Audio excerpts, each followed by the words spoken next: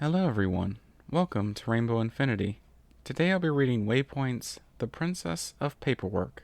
If you liked the reading, be sure to like, comment, and subscribe. Please enjoy. Chapter 1. Waving goodbye to her secretary, Princess Celestia stepped into her office. The 9 a.m. sun radiated softly through the windows, illuminating her desk and highlighting the massive pile of paperwork that awaited her this week. Normally, she could expect a bundle of paperwork to do every morning before day court commenced. They typically involved pending laws for her to sign or veto, submission forms of day court requests that she had accepted the previous day, time off requests from senior level staff, etc. This paperwork she could easily do in the few hours before day court started. This week, however, Equestria sought out the best of Celestia's paperwork finishing skills. It demanded Sun Princess prove her fortitude not in her proven skill at magic, nor in diplomacy, but her mastery of the underappreciated art of bureaucracy. Why? Celestia had announced that the reformed Changelings were eligible to become Equestrian citizens and integrate into Equestrian society. Although cheered for by nearly every creature now that Chrysalis was in exile, this posed a serious problem. Existing laws needed to be updated to account for the changeling ability to shapeshift. In Equestria, laws typically were written to accommodate for, and prevent exceptions due to, the magical abilities of ponies. Society would quickly crumble if earth ponies could skirt around income tax by using their plant-growing magic outside of the normal place of business.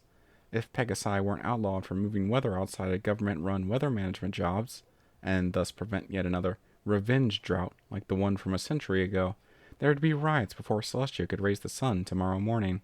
Faust help us if certain schools of magic weren't blacklisted as dark magic by the time Twilight Sparkle came around. Unfortunately, that left the Changelings in an awkward position. For example, the use of magic to conceal one's appearance of one's face and or cutie mark was a misdemeanor. This escalated to a felony if said magic was in use during the committing of any other misdemeanor level crime. Unicorns did not have to worry if they used their magic as a substitute for markup. Changelings, however, frequently used appearance-changing magic in day-to-day life.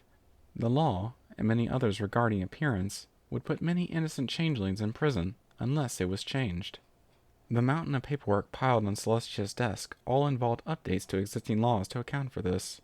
A small army of lawyers, representatives from both Equestria and Thorax's hive, and the Crown's core legal team came together to add and amend laws such that changelings could coexist peacefully within Equestrian borders.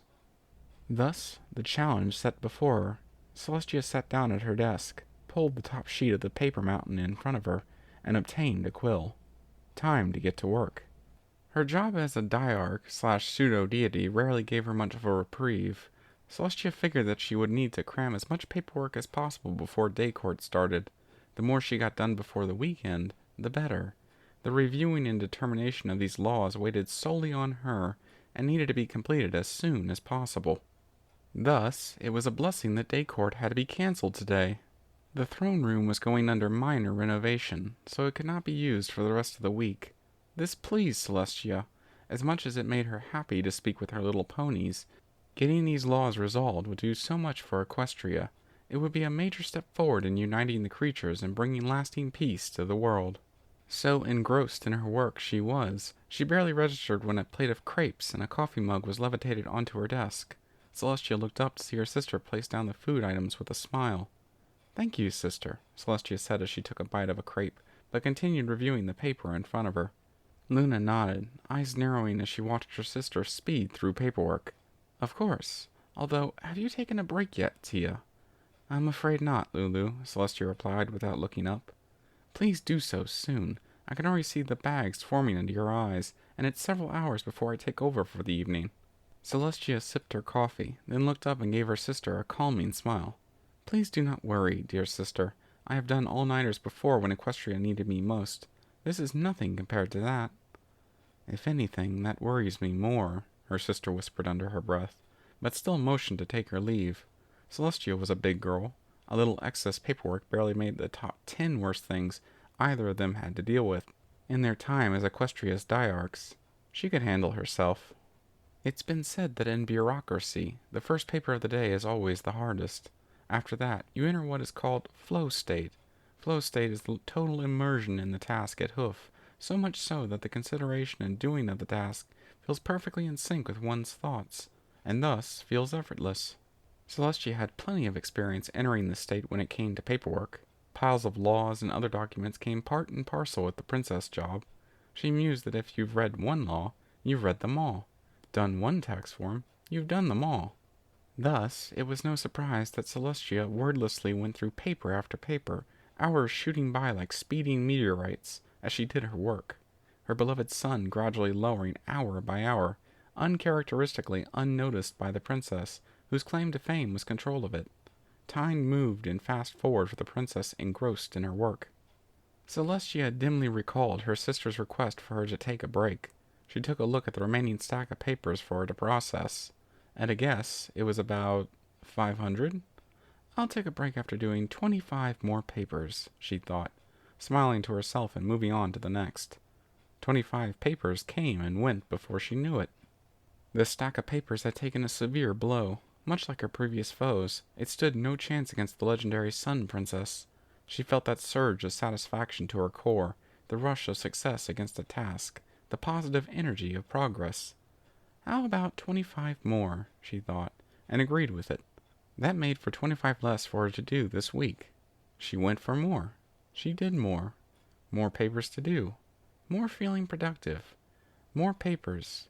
More... Sister! Celestia jolted up, sending papers airborne in every direction. Groggily blinking her eyes, she turned to face her younger sister.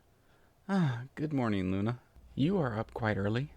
To the contrary, you are the one up much too late. Do you know what time it is? Celestia blinked several times, then slowly turned her head to look out the window.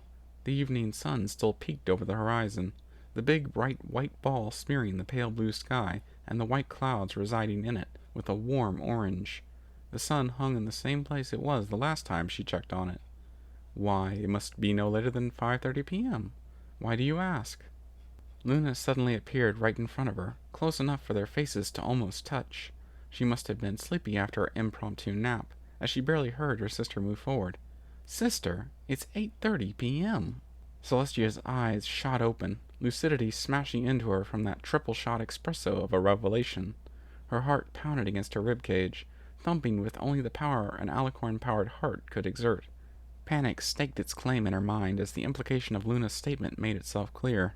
She got so engrossed with her work that she forgot to bring the sun down for the evening, the one thing that all ponies relied on her for.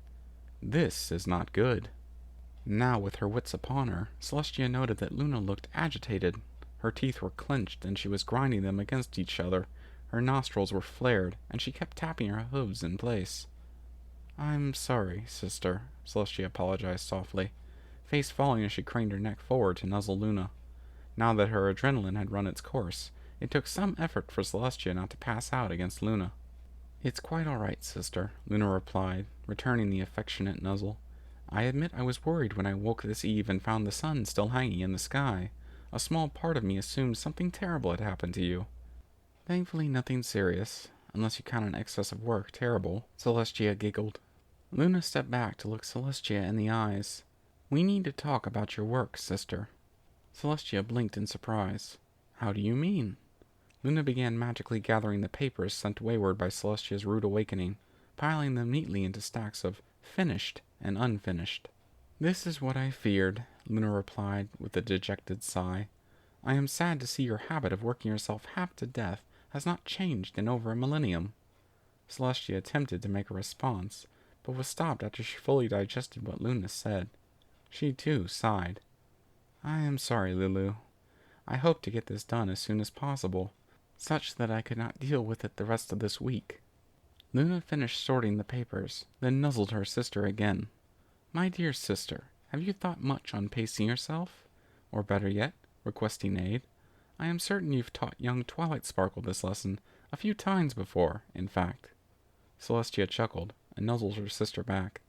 It is easier to suggest advice than it is to actually act on it oneself, I've found. But you are right, sister. I apologize. Luna moved back and smiled into her sister's eyes.